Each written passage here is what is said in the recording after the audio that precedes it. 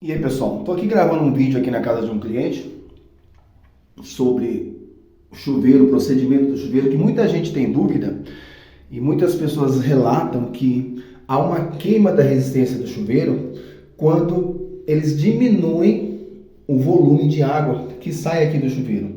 Então qual a justificativa que eles têm? Ao diminuir o volume de água, a corrente que circula aqui nos meus fios, nos meus cabos, ela aumenta. Então uma coisa que fique bem claro, uma coisa não tem nada a ver com a outra. O que faz a sua resistência queimar aqui, principalmente em dias de frio, quando a gente diminui aqui, ó, o nosso volume de água para que saia uma quantidade menor de água, para que a água esquente mais, certo? Então a corrente que está passando aqui, ó, tanto faz se você abrir pouco o seu registro, ou se você abrir demais o seu registro e tiver um volume maior de água, a corrente que está circulando ali é a mesma corrente. Tanto faz para um volume muito grande ou para um volume muito pequeno. Então a corrente ela não aumenta, ela não diminui, ela se mantém.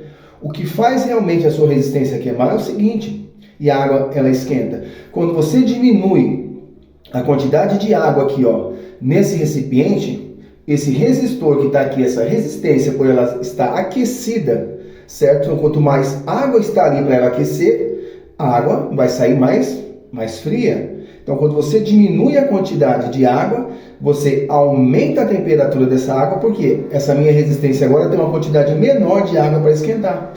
E muitas vezes, como essa resistência trabalha ali, aquecida o tempo todo, então quando ela vai ficando ali na ausência de água, por um dia, por 2 dias, por 3 dias, ou seja, por um longo período, essa resistência vai criando uma certa fragilidade, onde acontece o rompimento, a queima da resistência. Tanto é que é verdade, quando você faz uma troca de uma resistência, o próprio fabricante ele indica que esse recipiente ele esteja cheio, para que depois você ligue a energia. Por quê? Para quando essa resistência esquentar, ela tenha água no seu recipiente para poder gerar aquele aquecimento, para ela não ficar sozinha ali, sem nada para ela aquecer.